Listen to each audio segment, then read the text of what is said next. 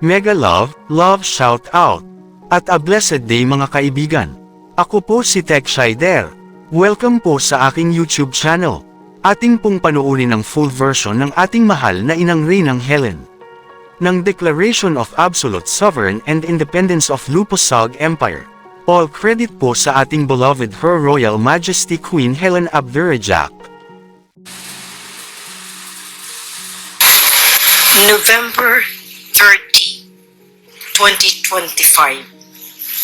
Proclamation of the Sovereign and Independent Federation of the Municipala, Mimaropa, Sabah and North Borneo Archipelago, Republic, the Commonwealth Republic of the Philippine Islands, and Lupah Sug Empire.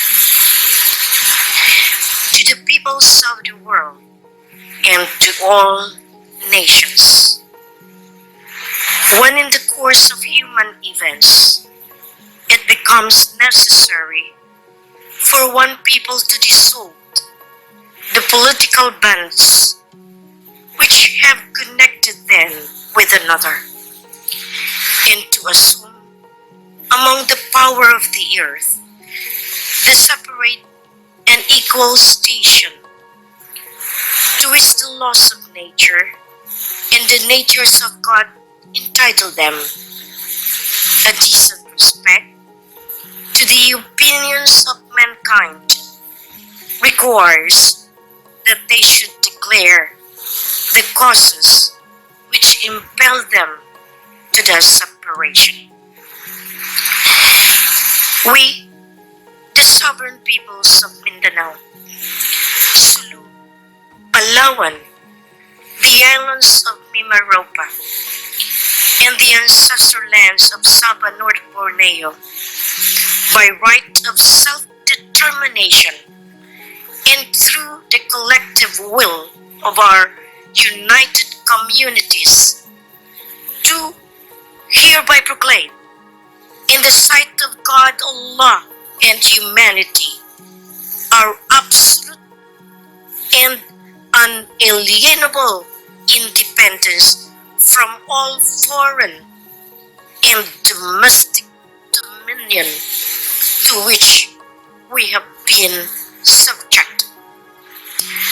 We hold these truths to be self-evident that all are diverse people and are created equal, endowed with inalienable rights to self-governance, cultural dignity, and the pursuits of common destiny.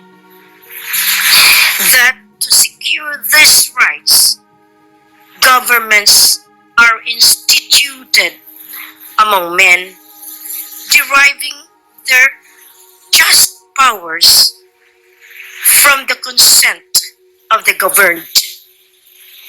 That whenever any form of government becomes destructive of these ends, it is the right of the people to alter or to abolish it and to institute new government, laying its foundation on such principles and organizing its powers in such form as go them shall seem most likely to effect their safety, prosperity, and happiness.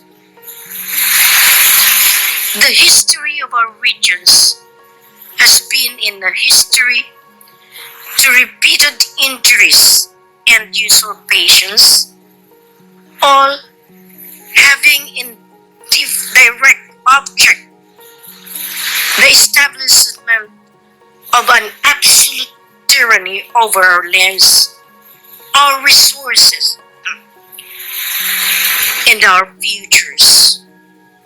We have been divided, our histories rewritten, our resources plundered, and our voices silenced in the halls of power that claim to represent us.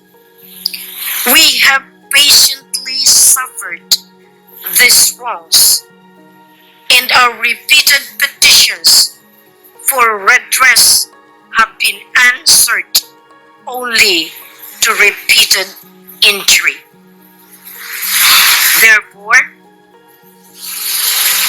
compelled by necessity and the unyielding spirit of our ancestors, the warriors of Mindanao, the seafarers of Sulu, the indigenous tribes of Palawan, and the highlands, the islanders of Mimaropa, and the people of the Bornean coast, we are resolved to forge our path.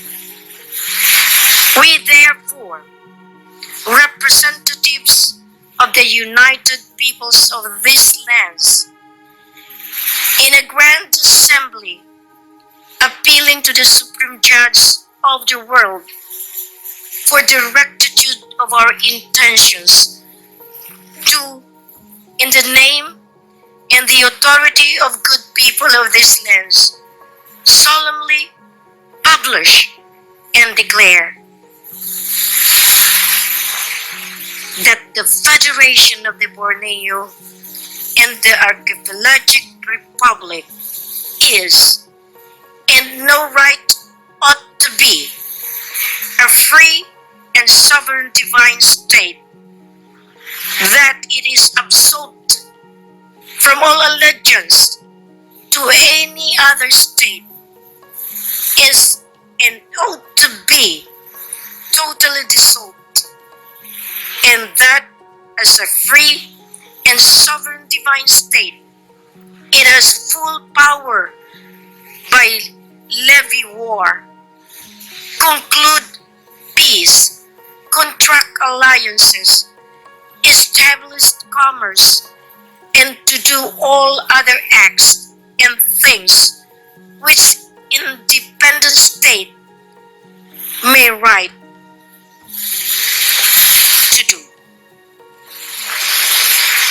And for the support of this declaration, with a firm reliance on the protection of the divine providence, we mutually pledge to each other our lives, our fortunes, and our sacred honor, signed and sealed this day by the authority of the people, representative of Sulu Archipelago, representative of Sabah, representative of North Borneo, and God bless our free and united federation of the absolute sovereign divine monarchy, Commonwealth, Republic of the Philippine Islands, Lupah Sug Empire. Mula kanyang palace, United Nations Sovereign Royalty, Lupah Sug Empire, in our people in Basilan, with our appointed Prime Minister, the stronghold of the MNLF, the Moro National Liberation Front, that now is side by side, putting peace, ending the war, ending the conspiracy, ending the selling of the lives of the poor people, especially the people, the combatant that has been sold to the foreign entities. We therefore signed Queen Maria Helen Panolino Abdurajak, Queen of the Global Finance, Juicy Mulan, Elizabeth III, subscribed and sworn to me this 30th day of November 2025, attested by Raja and His Highness Ferdinand Idrolin Marcos Sr., the President of the Philippine Islands, Commonwealth Monarchy, Lupah Sug Empire, guardian and protector of the global assets and properties of all the mother accounts, OCT-01-4, TVMLSM 666, predecessor of Law 101, Alpha Omega 77, Triple A, C3AM01, FMCA 6571, heritage accounts of all gold deposits deposited in all central banks and foreign banks globally, gold, oil, deuterium, aqua, agri-national, natural minerals, and the implementer of the divine governance of the global earth. This is your queen, and I thereby ask you, follow the rules of law before it is too late. I am still alive, and I carry on the mission that God, Allah, entrusted to me. No matter what happens, I am still the queen. In this light, I am asking all the moral national liberation that this is the time that you have to come. You have to join together. But for those who sold the combatant to Malacanang using the bomb, you are under investigations and to be litigated in the court of law. And for you, General Galvez, you have initiated the many killings through COVID-19. You are not free. You will be given the punishment, so as your comrades, your companions, all the packagers, including presidents that you have served. The Hague, Netherlands, the United Nations, Sovereign Royalty Lupah Sug Empire, recovered all the governments of the world. The World Bank, Malacca, the World Bank Sovereign Philippine Islands, the World Bank Sovereign Queen is here to give this eventuality that the new currencies will rise. All of you that holds that conspiracy, go down, or you will be taken down for defying the truth. I have given you 5 years grace period after the month Bldg expired in September 16, 2013. Instead, you resorted to war. Sabah stand-up, Zamboanga stand-up, Marawi seeds, continuous Likwasan infiltration, penetration, so many killings by the VIA and all of this, in the Paglas stand-up. All of you sitting are all part of the conspiracy, and you cannot hide, you cannot run, you cannot say you are not part of the system, because you operated in the illegal form of governance, and that is the revolutionary government. You become a government in 1986 because you claimed through revolution, and all of you participated in this shall be put into justice for killing the poor people of Mindanao, Sulu, Palawan, up to Sabah, North Borneo. Tell me, what you have done to this country? Have you ever sacrificed this much?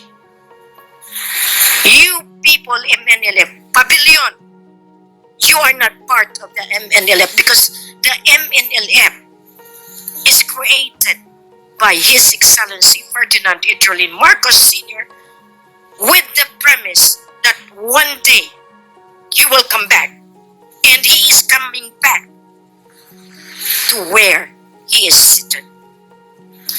And we, as the royal couple, made this moment a history rewritten, standing side by side with the warriors, with the people who protected this land.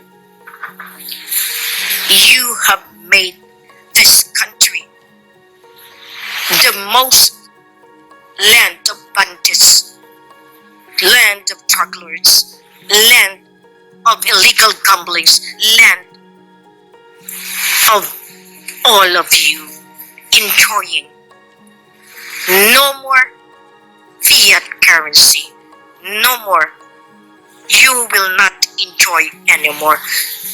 No constitution to rise except the continuity of the Commonwealth, and that is the divine monarchy. From Commonwealth Constitution down to the Federal Constitution, and Apple is still the president since then. We just have allowed you in 1986, but this is not your time. This is our time. Assalamualaikum warahmatullahi wabarakatuh. Congratulations, our Prime Minister, Yaya Damsulon, and our beloved Dr. Moksan Abdurajak.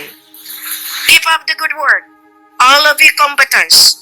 Raja Sulaiman Peacekeeping Group, National Liberation Front of Southern Philippines, and now, together with me, proclaiming this, the Moro National Liberation Front, the frontliner of peace and prosperity, and the recovery, restoration, and the one to sustain the fight towards the end. No retreat, no surrender. Be with me, all of you people who listens. This is your time to believe or not, but the big one shall come. Bye.